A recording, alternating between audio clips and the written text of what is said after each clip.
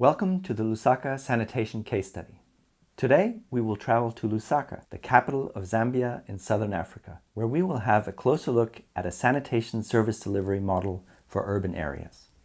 We chose this case study because it shows how services adapted to the local conditions can deliver sanitation services, and to illustrate how many different details other than the technical system contribute to the success of a service delivery model.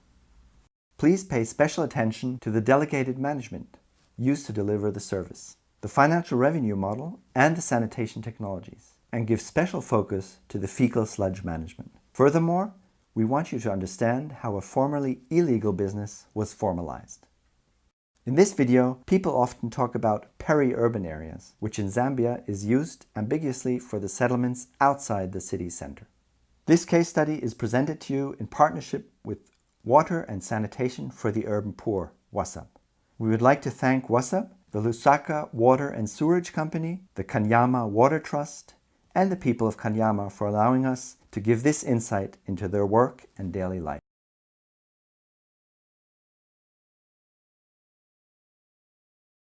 Lusaka is the capital city of Zambia, and it has a population of about 2.3 million people.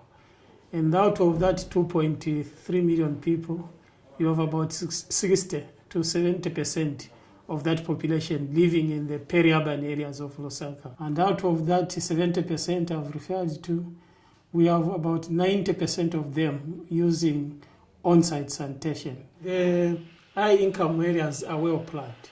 And so those that could be on on-site sanitation using the septic tanks will easily acquire services of the tanker operators. And the cost, of course, they can be able to afford the cost of having such a level of service. But if you go to a low-income area where there is no planning, the access to the property is quite a challenge, it becomes difficult for the tanker service operators to provide this level of service. But also the fact that you are talking about the high cost of these services, the affordability capacity on the part of people in the low-income areas, it can't allow them to be able to pay for such a high level of service.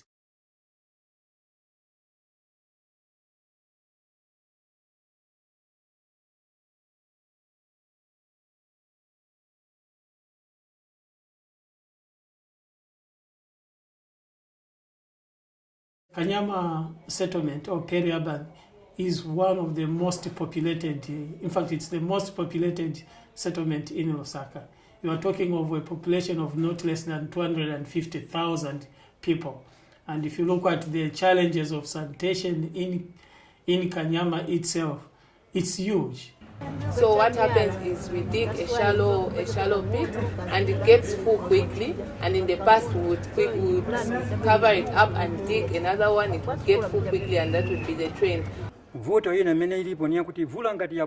problem that we face is that when the rainy season comes, the pits easily fill up and that affluent flows to the street, and that increases the chances of diseases such as cholera.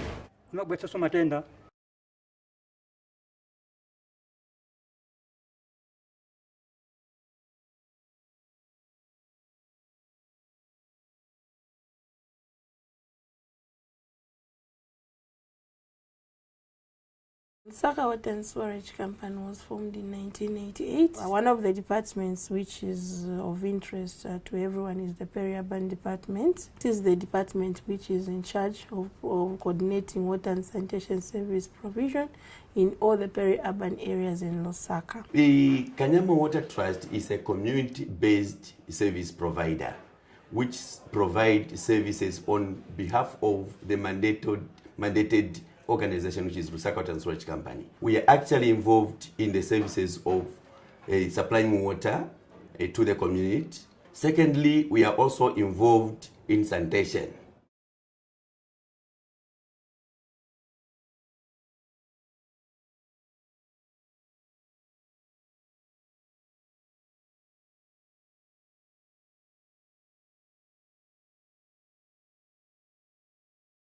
The faecal sludge management service, of course, was an initiative of Lusaka Water and Sewerage in partnership with Water and Sanitation for the urban poor and the community, who were represented by the water trusts. One thing to note is we are still grappling with a challenge of dealing with faecal sludge in all these peri-urban areas.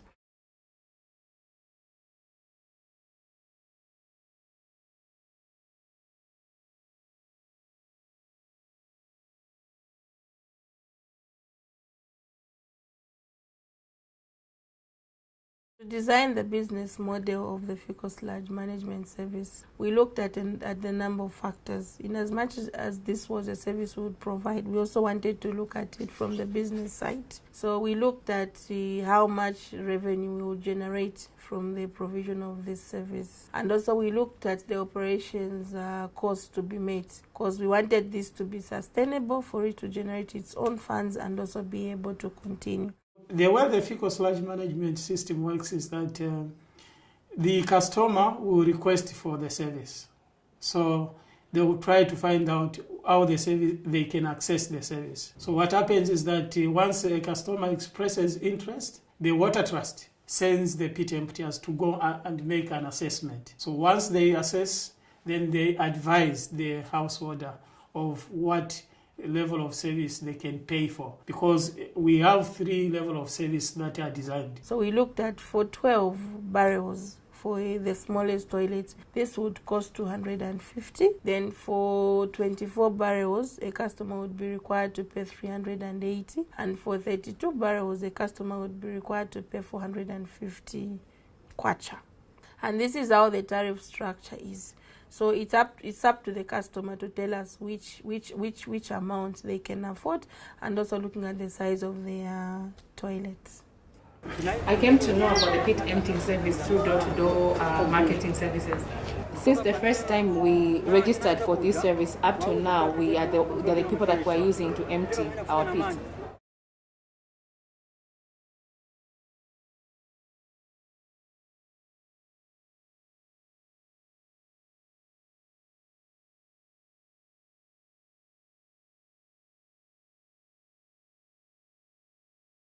This is a service where pits are emptied and the sludge from the pits safely transported to the treatment facilities, where again it is treated and safely disposed of or resold as either biofertilizer or gas that is used for energy purposes.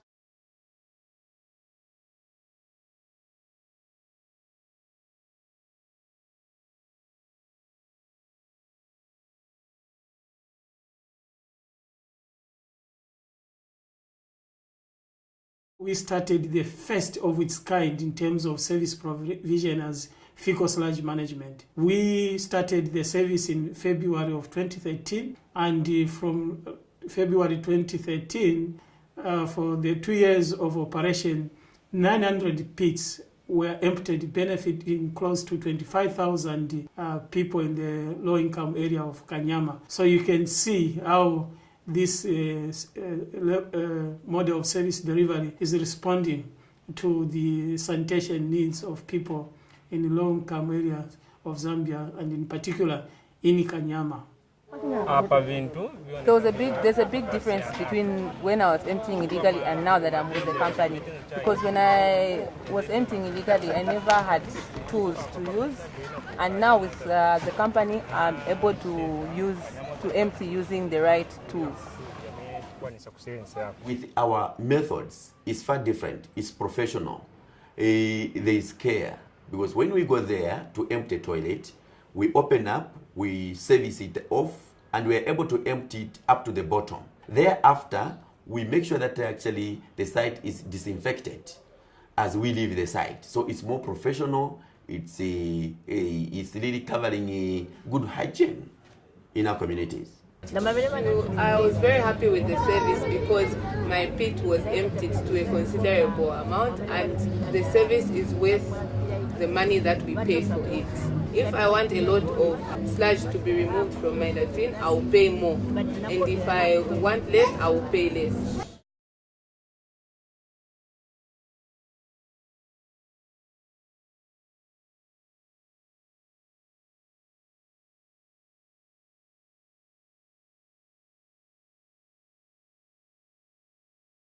we know the things, for instance, that are making that the model to be not fully financially viable. So our priorities as at now, as WhatsApp, is to see how this current model can be improved so that it can become more financially viable. Because when it does so, then we can be able to, together with Lusaka, be able to recommend it for scale up to other low-income communities. So this has really made our lives easy because we had a really big problem, and now with the pit empty as well, we have a service which is easily available.